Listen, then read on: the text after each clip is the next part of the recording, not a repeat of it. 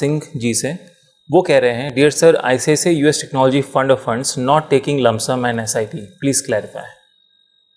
अभी नहीं ले रहा है, क्योंकि जो भी इस तरह के म्यूचुअल फंड थे जिन्होंने स्कीमें लॉन्च की थी कि इंडियन इन्वेस्टर से पैसे लेंगे और बाहर के कंट्री में वहाँ के फंड में इन्वेस्ट करेंगे, बेसिकली फंड ऑफ फंड हो जाते हैं ये।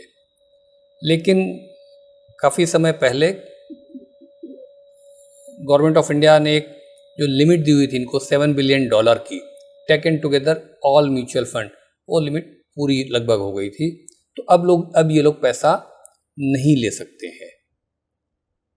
बीच बीच में इनकी विंडो खुलती रहती है, कभी ICICI नास्डैक की खुल गई, कभी किसी और की खुल गई। वो इसलिए खुलती है कि $7 बिलियन की लिमिट है।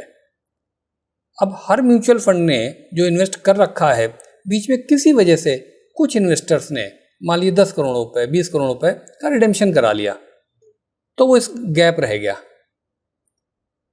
जब गैप रह गया तो ये कुछ दिन के लिए अपनी विंडो खोल देते हैं, आइए आप इन्वेस्ट कर सकते हैं, और जैसे ही वो लिमिट पूरी होती फिर बंद कर देते हैं। एज ऑफ डेट ये नहीं ले रहे हैं। आपको जब भी इस तरह की बाहर के फंड ऑफ फंड में इन्वेस्ट करना होगा, आपको उस म्यूचुअल फंड से चेक करना पड़ेगा।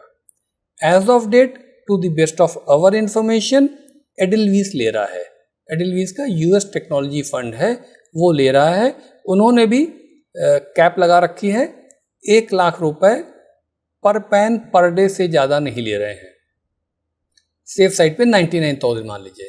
तो अगर आपको इन्वेस्ट करना है तो आप 99,000 रुपीज़ पर पैन यानी पर पर्सन पर डे के हिसाब से कर सकते हैं SIP, या एडिलविस की किसी स्कीम में इन्वेस्ट कर दीजिए, लिक्विड या किसी उसमें, और वहाँ से उसको STP लिंक कर दीजिए। ये उसका क्लैरिफिकेशन है। चलिए।